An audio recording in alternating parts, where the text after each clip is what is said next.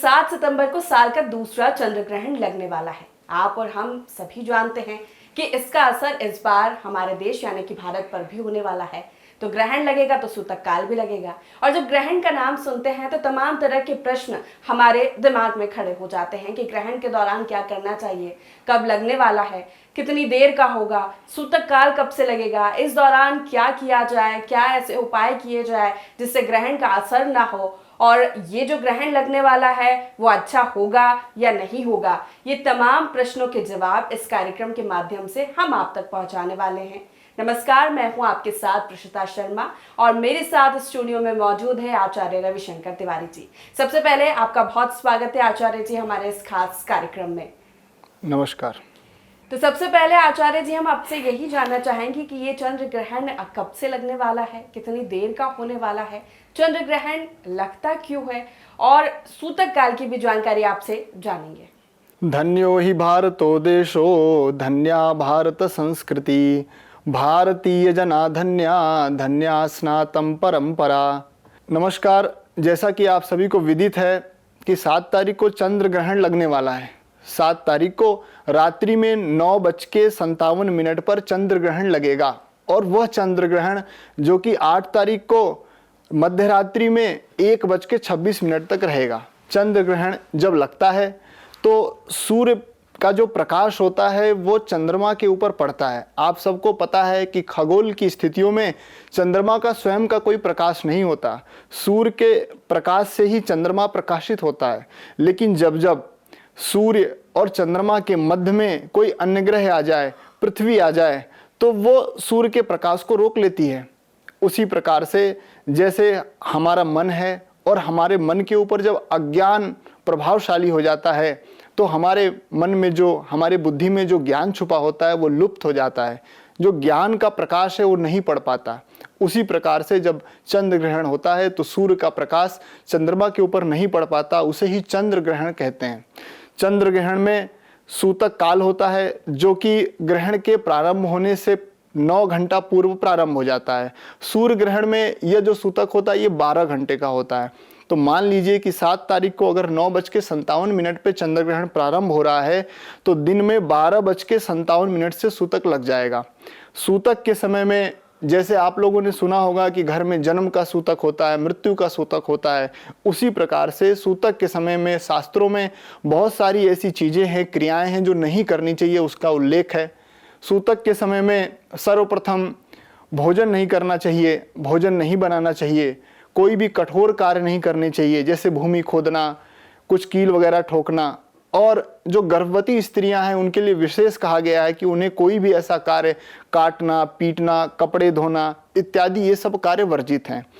ग्रहण के समय जो सूतक लगता है उस सूतक में विशेष करके मनुष्य को ये चाहिए कि अपने घर से बाहर न जाएं और अपने घर में ही रह के कोई घरेलू कार्य ही करें, भजन करें भगवान का। विशेष रूप से जो बालक हैं, वृद्ध हैं और रोगी हैं, उनके लिए कहा गया है कि सूतक में जो नियमावली है अगर वो चाहें तो उसका न भी पालन करें तो उनके लिए छूट है। क्योंकि बालक को भोजन चाहिए, कोई वृद्ध है, अति वृद्ध है तो उनको दवाइयाँ चाहिए, और कोई रोगी है उसको भी दवाइयाँ चाहिए।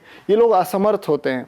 इसके अलावा जैसे ही सूतक का काल चल रहा होता है, प्रारंभ होता है, उस समय किसी भी प्रकार का किसी के घर का अन्न नहीं खाना चाहिए, न अपना कोई अन्न सामने वाले किसी व्यक्ति को देना चाहिए। सूतक में और भी बहुत सारे नियम हैं जो क्रम से हम आपको बताते जाएंगे।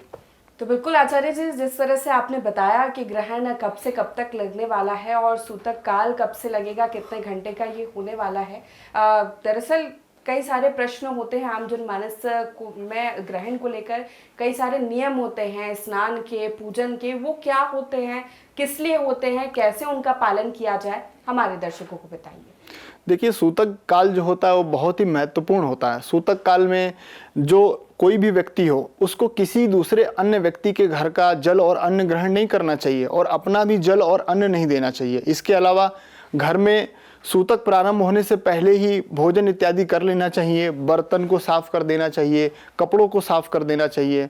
अगर किसी के लिए, किसी रोगी के लिए, किसी बालक के लिए कुछ अन्न रखा हुआ है या जो भी घर में अन्न इत्यादि रखे हैं उनमें तुलसी दल डाल देना चाहिए। इसके अलावा जो देवता होते हैं, देवताओं की मूर्तियां होती हैं, मंदिर में आपके घर में जो मूर्तियां हैं या मंदिरों में जो मूर्तियां होती हैं, उनके पट सूतक काल में बंद हो जाते हैं और जब तक ग्रहण का मोक्ष ना हो जाए तब तक वो पट नहीं खुलते। देवताओं को स्पर्श नहीं करना चाहिए। घर का मंदिर का जो पर्दा होता है वो बंद कर देना चाहिए। ये विशेष नियम है, इनको फॉलो करना चाहिए। सूतक काल में जब ग्रहण प्रारंभ हो उससे कुछ समय पूर्व यानी 15 से 20 मिनट पूर्व ही स्नान कर लेना चाहिए और स्नान करके शुद्ध वस्त्रों को धारण करके अपने जो घर में शुद्ध आपके जो आसन है उस आसन पर बैठ जाएं और माला लेकर अपने इष्ट मंत्रों का, अपने गुरु मंत्रों का या जो भी आपकी ग्रह स्थितियां हैं, जो भी आपको किसी गुरु ने या ज्योतिषी ने उपदेश किया है, उन मंत्रों का जाप करना चाहिए।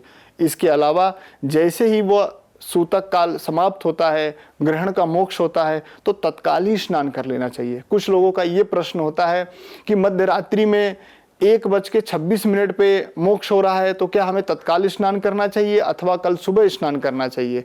तो इस बारे में यह बताया गया है कि अगर आप मध्य रात्रि में बिना स्नान किए सो जाते हैं तो फिर आप जिस आसन पर सोएंगे उस आसन को भी आपको सुबह उठ के धुलना पड़ेगा, या तो फिर आपका जो बेड है उसकी बेडशीट चेंज करनी पड़ेगी और जो आपके सोफे इत्यादि हैं उसके कवर को धुलना पड़ेगा।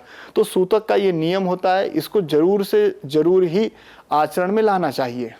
तो क्या ये माना जाए आचार्य जी कि जब सूतक काल होता है, जैसा कि आपने बताया कि ग्रहण के पहले स्नान करना है या भोजन इत्यादि करना है और ग्रहण के दौरान कुछ नहीं करना है, तो वो जो ग्रहण का समय है वो क्या एक तरह से अशुद्ध माना जाता है?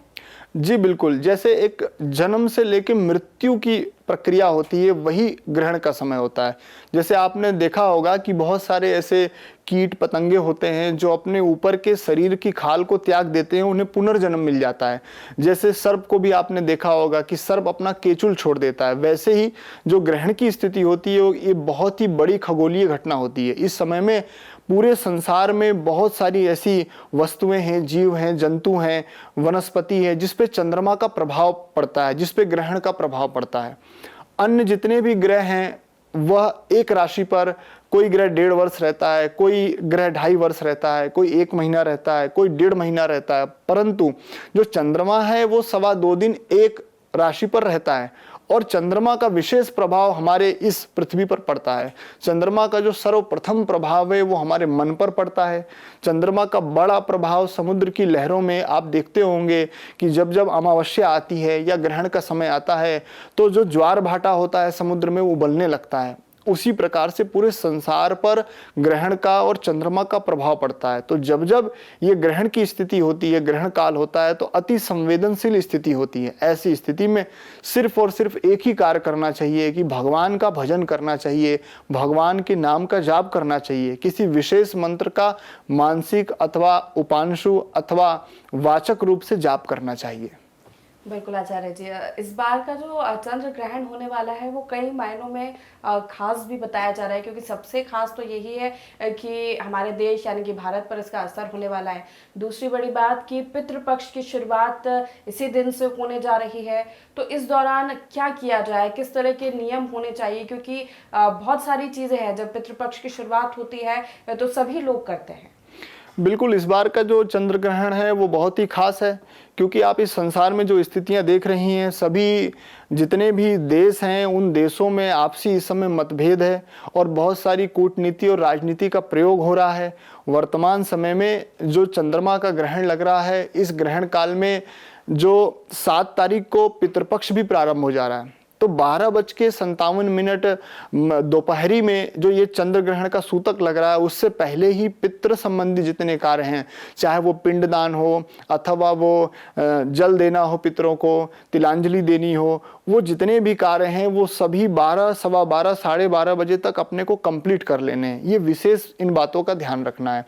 सूतक प्रारंभ होते ही किसी भी प्रकार की मूर्तियों को स्पर्श नहीं करना है, कोई नया कार्य नहीं प्रारंभ करना है, कहीं घर से अनावश्यक जाना नहीं है, वाहन, किसी भी टेलीविज़न में या अपने मोबाइल में कोई भी अनावश्यक वस्तु नहीं देखनी है, या जोर जोर से कोई भी चीज़, कोई गाना या कुछ भी नहीं देखना है, सिर्फ भगवान का भजन ही सुनना है।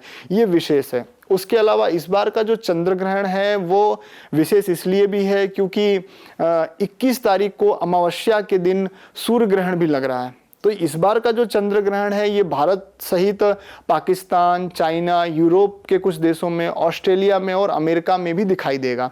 लेकिन जो अगला सूर्य ग्रहण लग रहा है वो भारत पे वो दृश्य नहीं है, लेकिन फिर भी क्योंकि दो ग्रहण एक साथ पड़ रहे हैं तो ये बहुत ही बड़ी खगोलीय और भूगोलीय घटना है, इसलिए विशेष सावधानी रखनी है। और जितने भी जीव जगत में मनुष्य हैं उनका प्रथम कर्तव्य है कि इन नियमों का पालन करके भगवान का भजन करें और परमात्मा से प्रार्थना करें कि आगे जो भी स्थितियां हैं वो अच्छी हो सकें। बिल्कुल आचार्य जी, जिस तरह से आपने बताया कि कई सारी सावधानियां इस दौरान बरतने की ज़रूरत है, क्योंकि पितृपक्ष की भी शुरुआत चंद्र ग्रहण के साथ हो रही है, उसी दिन से हो रही है। आगे की ओर बढ़ेंगे, ग्रहण होते हैं, कई राशियों पे अलग अलग प्रभाव इनके देखे जाते हैं, कई तरह की चर्चाएं होती हैं।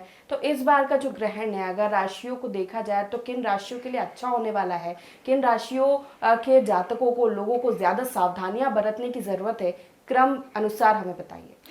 7 सितंबर को पड़ने वाला जो चंद्र ग्रहण है वो कुंभ राशि पर पड़ रहा है।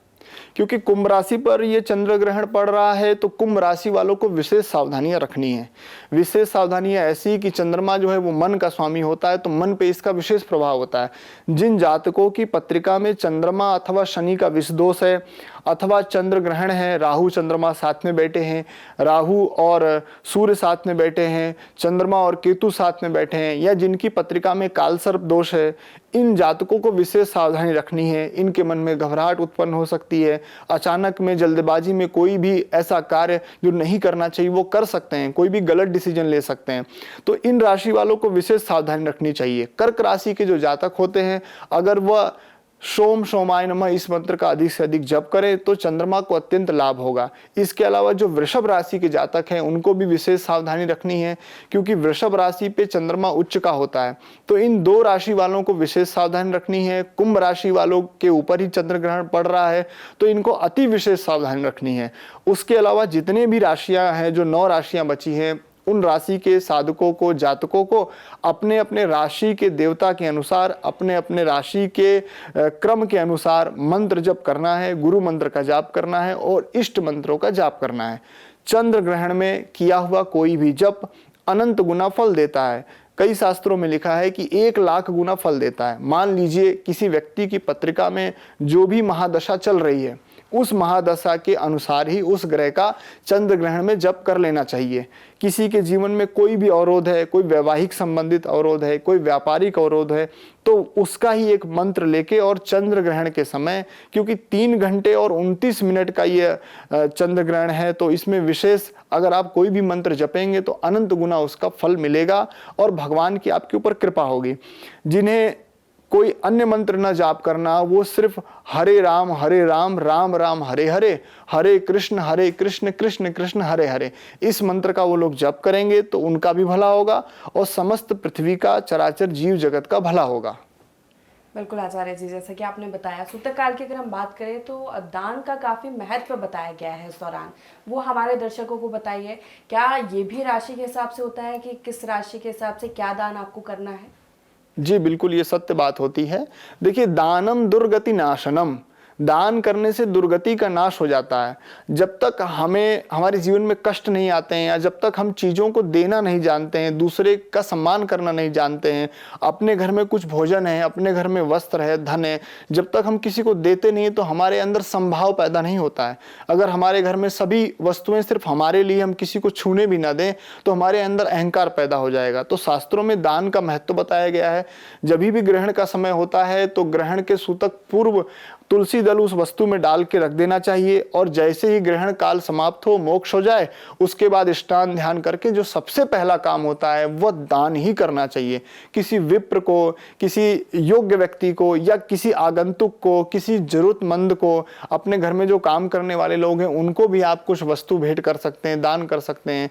दान करने से दुर्गति का नाश हो जाता है। आपकी कोई भी दुर्गति होने वाली हो, कोई ग्रह स्थितियां बहुत खराब हो, कोई असाध्य रोग हो, तो आपके जीवन में आपको आरोग्यता प्राप्त होगी, आपके कार्य की सिद्धि होगी और अनंत गुना उसका फल मिलेगा। बिल्कुल, जैसा कि दान का महत्व आपने बताया, आगे की ओर बढ़ेंगे। मंत्रों की अगर बात की जाए, जो कि आपने ज़िक्र भी किया, राशियों को लेकर वो आपने बताया, किन मंत्रों का जाप किया जाए, विशेषकर कौन-सी राशि के जातक क्या मंत्र जाप कर सकते हैं? और पूजन को लेकर भी जब शुरुआत में हमने बात की, तो मंदिरों के पट बंद हो जाते हैं, ये किस लिए होता है? ये भी आपसे जानना चाहेंगे। देखिए, जो मंत्र होते हैं, मननान् त्रायते इति मंत्रः, जो मन को त्राण कर दे, मन में जितने भी अवरोध हैं, मन में जितने भी विकार है, विषाद है, उनको दूर कर दे, उसे ही मंत्र कहते हैं। और प्रत्येक मनुष्य अपने जीवन में एक मंत्र हमेशा जपते रहता है। जब वो सांस लेता है तो ह बोलता है ह, और जब वो छोड़ता है तो स बोलता है, हंस हंस। जकारः जन्म विच्छेद, पकारः पाप नाशक। जो ज शब्द है वो जन्म और मरण के चक्र का विच्छेद करता है, और पकारा प जो होता है वो पाप का नाश करता है। इसलिए मंत्र का प्रभाव बहुत ही विशेष है। मंत्र जप करना चाहिए। जपात सिद्धिर जपात सिद्धिर जपात सिद्धिर न संशयः। जपते रहिए, जपते रहिए, जपने से एक ना एक दिन सिद्धि अवश्य मिलेगी। भगवान श्री राम ने सबरी को उपदेश दे के कहा है कि मंत्र जाप मम दृढ़ विश्वासा, और पंचम भदन सो वेद प्रकाशा। नवधा भक्ति में भी मंत्र जाप का उल्लेख मिला है। तो ग्रहण काल के समय में, सूतक के समय में विशेष रूप से मंत्र जाप का सबसे बड़ा प्रभाव है। साथ में जो देवालय होते हैं, जो देवताओं की मूर्तियां होती हैं, वो विशेष परिस्थितियों में उनको प्रतिष्ठित किया जाता है। उसमें जो पुजारी होते हैं वो विशेष सावधानी के साथ उनकी पूजा करते हैं। तो सूतक काल में अगर हम उन्हें स्पर्श कर लेंगे तो वहां पे अशुद्धि हो जाएगी। उस अशुद्धि से बचने के लिए, उन दोषों से बचने के लिए हमें सावधानी रखनी पड़ती है। इसलिए देवालय के पट जो होते हैं वो बंद हो जाते हैं, पर्दे बंद हो जाते हैं। किसी भी प्रकार का घर में जूठे बर्तन नहीं होने चाहिए, जूठा इधर उधर बिखरा नहीं होना चाहिए। सूतक काल में झाड़ू भी नहीं लगाना चाहिए, ग्रहण काल में भी झाड़ू नहीं लगाना चाहिए। सूतक के पूर्व ही घर की साफ सफाई जो हो सके कर लेनी चाहिए। घर में कोई फल फूल इत्यादि, कोई निर्माल्य पड़ा हुआ है, कोई कचरा पड़ा हुआ है, उसको सूतक के पूर्व ही हटा देना चाहिए। और सूतक के बाद जब ग्रहण काल समाप्त हो जाए तो सभी देवताओं का स्नान कराना चाहिए, सभी मूर्तियों का स्नान कराना चाहिए, भगवान के वस्त्र बदलने चाहिए, अपने वस्त्रों को बदलना चाहिए, अपनी बेडशीट इत्यादि जो ऊपर ऊपर के वस्त्र होते हैं, पर्दे इत्यादि जो हम बदल सकते हैं, उन्हें बदलना चाहिए। इसके साथ ही देवताओं का गंगा जल से अभिषेक करना चाहिए, पंचामृत से अभिषेक करना चाहिए, और भगवान की सुंदर आरती करनी चाहिए। और ग्रहण के बाद सर्वप्रथम अपने मुख में गंगा जल और तुलसी ही पान करना चाहिए, भगवान का प्रसाद ही पान करना चाहिए। और ग्रहण के समय, सूतक के समय तुलसी दल और किसी भी वृक्ष की कोई टहनी, कोई पत्ता नहीं तोड़ना चाहिए। सूतक से पूर्व ही या एक दिन पहले ही तुलसी दल तोड़ के अपने घर में रख लीजिए और उसका प्रयोग कीजिए। बिल्कुल आचार्य जी, जिस तरह से आपने बताया कि एक बड़ी खगोलीय घटना है चंद्र ग्रहण होना, और इस बार एक लंबा चंद्र ग्रहण हम देख पाएंगे। गर्भवती महिलाओं को भी सावधानियां रखने को कहा जाता है, क्या सावधानियां रखनी चाहिए उन्हें? क्योंकि जैसे कि आपने बताया, जो चंद्रमा का प्रभाव है वो हमारे मन, मस्तिष्क और शरीर पर पड़ता है, इसलिए सावधानियां रखना बेहद ज़रूरी है। जी बिल्कुल। आप जानती हैं कि जो समुद्र है, समुद्र के ऊपर, समुद्र के जल के ऊपर विशेष प्रभाव पड़ता है। यथा पिंडे तथा ब्रह्मांडे, जैसा ये हमारा शरीर है वैसा ही ये पूरा ब्रह्मांड है। हमारे इस शरीर में 80% जल है, और इस जल से ही, जल की कुछ बूंदों से ही जीव का निर्माण होता है। वो जीव माता के गर्भ में आता है। तो जो माँ के गर्भ में जो जीव बैठा है उसके ऊपर चंद्र ग्रहण का विशेष प्रभाव पड़ता है। किसी भी प्रकार की अनर्गल ध्वनि सुनने से उस जीव के मन में उसका बहुत ही दुष्प्रभाव पड़ता है। अगर उनकी माता, जो गर्भवती महिला है, वो घर में अगर चाकू, छुरी इन सब का प्रयोग करती हैं तो उसका एक सूक्ष्म प्रभाव उस बालक के ऊपर पड़ता है। यहाँ तक कि शास्त्रों में कहा गया है कि किसी भी वस्तु में जिसमें जोर से आवाज आए, कोई कुंडी हो उसको भी नहीं लगाना चाहिए, कोई थाली इत्यादि, बर्तन इत्यादि भी जोर से नहीं वो बजाने चाहिए, ऐसा ध्यान देना चाहिए। तो ग्रहण काल में एक शुद्ध वस्त्र धारण करके और शुद्ध आसन पर बैठ के और बहुत ही प्रेम पूर्वक वार्तालाप करनी चाहिए, और विशेष करके भगवान संबंधित, देवताओं संबंधित वार्तालाप ही करनी चाहिए। बिल्कुल आचार्य जी, जैसा आपने बताया कि सावधानियां बरतना बेहद ज़रूरी है। अगर एक सवाल है जो मन में उठ रहा है कि अगर ये सावधानियां नहीं बरती जाए या किसी कारणवश नहीं बरती गई है या कोई गलती हो जाती है तो क्या कोई बड़ा नुकसान हो सकता है? जैसा कि आपने राशि को लेकर भी बताया कि कुंभ पर सबसे ज़्यादा प्रभाव इसका पड़ रहा है, अगर वो सावधानी ना बरते तो किस तरह के नुकसान हो सकते हैं? जी बिल्कुल, सावधानियाँ बहुत जीवन में ज़रूरी होती हैं। हर एक परिस्थिति में सावधानी बहुत ज़रूरी होती है। जीवन में क्या होना है ये सिर्फ परमात्मा को पता है, लेकिन आज हमें क्या करना है ये हमें पता है। इसलिए अगर आप शास्त्रों के द्वारा उपदेशित किए गए जिन ऋषियों मुनियों ने 1 लाख वर्ष 1 करोड़ वर्ष की आयु भोग काल की हो, और वो हम लोगों को, हम जैसे लोगों को 70 80 100 वर्ष आयु वाले लोगों को अगर कुछ उपदेश कर रहे हैं, कुछ लिख के चले गए हैं, जिन्होंने सब कुछ देख रखा है, तू कहता है कि कागज की लेखी और मैं कहता हूं कि आखन की देखी, जिन्होंने आखन की देखी को कागज पे लिख दिया है, उनकी बातों को हमें अनुसरण करना ही पड़ेगा। इसी में हमारी भलाई। हमारे पुरखा, हमारे पूर्वज सदैव अपने पूर्वजों की बातों और उनके उपदेशों का ही अनुसरण करते आए हैं। इसीलिए इतने लाखों वर्षों से हमारी ये सनातन परंपरा, हमारे समाज में धर्म, शास्त्र, नियम, संयम, मर्यादा आज भी स्थापित है। आज भी हम लोग गीता का पाठ करते हैं, आज भी हम लोग रामायण का पाठ करते हैं, आज भी हम लोग वाल्मीकि रामायण का पाठ करते हैं, वेदों का पाठ करते हैं, और बहुत सारे विज्ञान आज भी हम लोग घरों में प्रयोग करते हैं जिसे वैज्ञानिक आज तक नहीं समझ पाए हैं। तो इन सावधानियों को विशेष रूप से अपने जीवन में अपनाना चाहिए। बिल्कुल आचार्य जी, और इस खगोलीय घटना को लेकर जिस तरह आपने भी जिक्र किया कि अलग अलग देशों से मतभेद हो रहे हैं, राजनीतिक रूप से कई बदलाव हो रहे हैं, तो क्या इसका प्रभाव पड़ेगा उन चीज़ों पर भी? जी बिल्कुल प्रभाव पड़ेगा। मैंने आपको बताया था कि जो 60 संवत्सर होते हैं उसमें से 20 संवत्सर ब्रह्मा के, 20 विष्णु के और 20 रुद्र के होते हैं।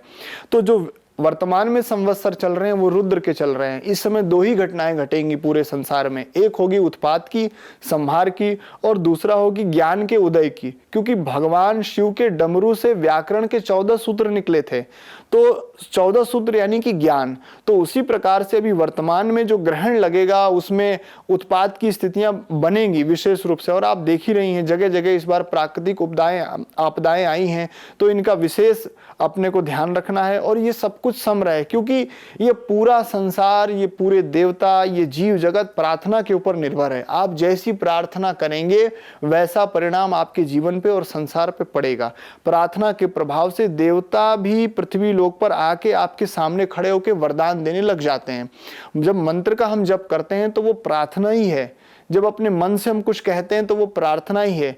जब हम कोई क्रिया द्वारा किसी के लिए कुछ करते हैं, जैसे मान लीजिए किसी का हैप्पी बर्थडे होता है, किसी का जन्म उत्सव होता है, और वो अपने घर में आया रोज की तरह, और आते ही उसे आज लगा कि घर की लाइट नहीं, उसने घर की बत्ती जलाई, और जैसे ही घर की बत्ती जलती है तो लोग कहते हैं सरप्राइज, और पूरे घर में उसे अलग अलग रंग बिरंगे पर्दे दिखाई देते हैं, गुब्बारे दिखाई देते हैं, और अच्छी ध्वनियाँ सुनाई देती हैं, अच्छा जो भी मिठाइयाँ आई रहती है वो देख के आनंदित हो जाता है। तो हमने उसके लिए मंत्र जाप तो नहीं किया, लेकिन क्रिया से उसके लिए अच्छा किया। तो अगर हम क्रिया से अच्छा करेंगे तो ये जो परमात्मा है, ये जो जीव जगत है, उसके ऊपर उसका प्रभाव पड़ेगा। मैं यही बात आपसे कहना चाहता हूँ। तो आप सभी टीवी 27 न्यूज के दर्शक इस बात को अवश्य अवश्य अपने जीवन में आचरण में उतारें। बिल्कुल, सावधानियां तो बरतनी ही है ग्रहण और सूतक के दौरान। क्या कोई विशेष पूजन है जो ग्रहण के या सूतक के पहले या उसके बाद की जा सकती है? ग्रहण के समय, ग्रहण काल में, सूतक काल में, और विशेष करके जब ग्रहण का समय हो, इस बार 3 घंटा 29 मिनट का है, उस समय शास्त्रों में मंत्र जप का ही विधान है। किसी भी पुस्तक को, किसी भी धर्म ग्रंथ को आप खोल लीजिए, वहां पर सिर्फ मंत्र जप का ही विशेष वो है। मंत्र जप से जो सिद्धि मिलेगी वो 1 लाख गुना अधिक फलदायी हो जाती है। जैसे मान लीजिए कि अगर मंगल ग्रह का जप करना है और 10,000 मंत्र संख्या है, तो 10,000 जप करने में ओम अंगारकाय नमः इस मंत्र का मान लीजिए जप करना है। तो जब इस मंत्र का जप करेंगे बीज मंत्र से, तो लगभग 3 घंटे का समय लगता है। तो अगर आपने 10,000 मंत्र का जप किया तो उसका 1 लाख गुना यानी कि 10 लाख मंत्र जप माना जाएगा। तो ये विशेष बात है। जैसे किसी की पत्रिका में चंद्रमा सही नहीं है तो ओम सोम सोमाय नमः, या भगवान शिव के 108 नामों का जप कर सकते हैं।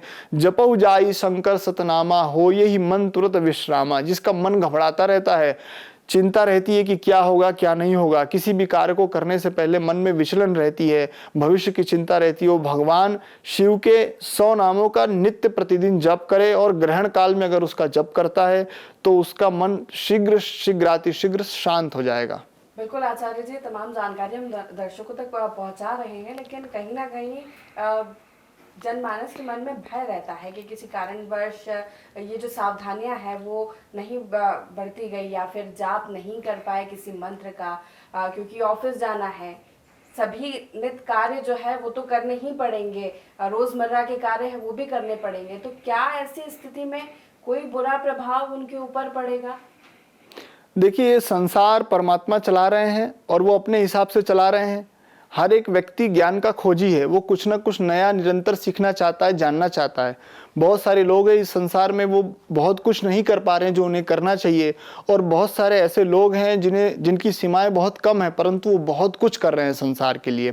तो ये जो ग्रहण काल है, इसमें जिन जिन लोगों को ग्रहण के सूतक के बारे में, ग्रहण काल के बारे में जो ग्राह्य है या जो है जो करना चाहिए, जो नहीं करना चाहिए, उसके बारे में अगर ज्ञान नहीं है तो उन्हें भी घबराने की आवश्यकता नहीं है। कम से कम जो विशेष कार्य हैं, जैसे भूमि खोदने का कार्य है या ईंटा पत्थर इत्यादि संबंधित कोई कार्य है, कोई विशेष ध्वनि संबंधित कोई कार्य है, इन कार्यों को उन्हें बंद कर देना चाहिए। इसके अलावा जो लोग भी सूतक काल में किसी विशेष परिस्थिति में फंसे हुए हैं, कहीं हॉस्पिटल में जा रहे हैं, अथवा जिनकी कंपनियों में वही समय है उसमें जाना आवश्यक है, कोई सिक्योरिटी गार्ड है या जो अन्य जो लोग हैं, तो उनके लिए परिस्थिति के हिसाब से ही ये सूतक काल बनाया गया। परिस्थिति के हिसाब से अगर मान लीजिए सूतक काल में कोई पहरेदार कहीं की पहरेदारी कर रहा है, तो वो अपने घर में तो आके बैठेगा नहीं, क्योंकि वो घर में आ जाएगा तो कुछ चोर सामान चुरा के ले जाएंगे। तो जहां अति आवश्यक है वहां पर इन नियमों को फॉलो नहीं करना है, उन्हें वहीं पर बैठे बैठे भगवान का स्मरण करना है। जो लोग स्नान नहीं कर सकते हैं उन्हें गंगा जी का स्मरण करना है। गंगे गंगेति यो ब्रूयात ये जनानाम शतैरपि मुच्यते सर्व पापेभ्यो विष्णु लोकम सगच्छति। जो गंगा गंगा गंगा ऐसा भी अपने स्थान पे बैठ के कह ले, उसको अनंत गुना फल मिलता है, स्नान का फल मिलता है। जो भगवान का नाम लेता है, एकोपि कृष्णस्य कृतः प्रणामो दशाश्वमेधा ये फलम लभंती, दशाश्वमेधा पुनरेति जन्मा कृष्ण प्रणामो न पुनर्भवाय। यानी एक बार भगवान श्री कृष्ण का नाम ले लो या 10 अश्वमेघ यज्ञ कर लो, लेकिन अश्वमेध जो यज्ञ होता है 10 बार कर लोगे तो भी पुनर्जन्म होगा कि नहीं होगा इसकी गारंटी नहीं है। लेकिन भगवान श्री कृष्ण का जो एक बार नाम ले ले, कृष्णम वंदे जगत गुरुम, तो उसको पुनर् इस धरती पर जन्म नहीं लेना पड़ता, इस बात की गारंटी है। इसलिए किसी भी परिस्थिति में जिनको ज्ञान नहीं है उनके पापों को, उनके अपराधों को परमात्मा क्षमा कर देते हैं। जिस प्रकार से नदी में जब बाढ़ आती है तो वही नदी समस्त फसलों को डुबा देती है, जीव जंतुओं को डुबा देती है, लेकिन जब वो नदी सम हो जाती है तो लोग उसे तीर्थ मानकर उसकी पूजा करते हैं। तो ये संसार है, इस संसार में अधिक से अधिक ज्ञान का खोजी होना चाहिए, ज्ञान का विस्तार करना चाहिए। और सूर्य जो है वो ज्ञान का ही स्वरूप है, और जो चंद्रमा है वो हमारा मन है।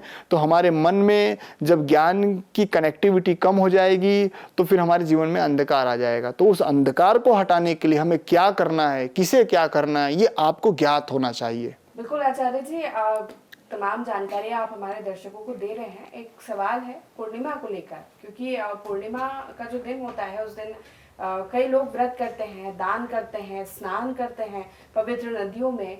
तो ग्रहण के दौरान, क्योंकि जब चंद्रमा उगता है तब उनको अर्घ्य दिया जाता है, अगर वो व्रत है या उपासक है पूर्णिमा के, तो कैसे इसको किया जाए, क्या इसको लेकर नियम है? जी, बहुत अच्छा प्रश्न आपने किया है। पूर्णिमा उस दिन तिथि पड़ रही है और पूर्णिमा के दिन पूर्णिमा के अवसर पर अत्यधिक घरों में सत्यनारायण भगवान की कथा होती है। तो उस दिन हो सके तो कथा एक दिन पूर्व ही कर लें, और उस दिन अगर करना ही है तो प्रातःकालीन वो कथा कर लेनी चाहिए, 9-10 बजे तक वो कथा कर लें, क्योंकि सूतक 12:57 से लग रहा है। इसके अलावा जो पूर्णिमा का व्रत करते हैं और रात्रि में पूर्णिमा के दिन चंद्रमा को अर्घ देते हैं, तो वो अर्घ में कोई मनाही नहीं है, चंद्रमा को हम अर्घ प्रदान कर सकते हैं, उससे कोई दिक्कत वाली बात नहीं है।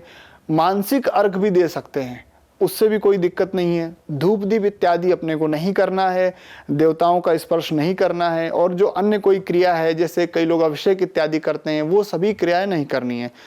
पूर्णिमा के दिन जो लोग दान करते हैं वो प्रातःकालीन ही दान कर लें। मध्याह्न के बाद 12:57 के बाद कोई भी ऐसी क्रिया जिसमें देवताओं को स्पर्श करना हो, कोई विशेष पूजा पाठ करना हो, वो वर्जित है।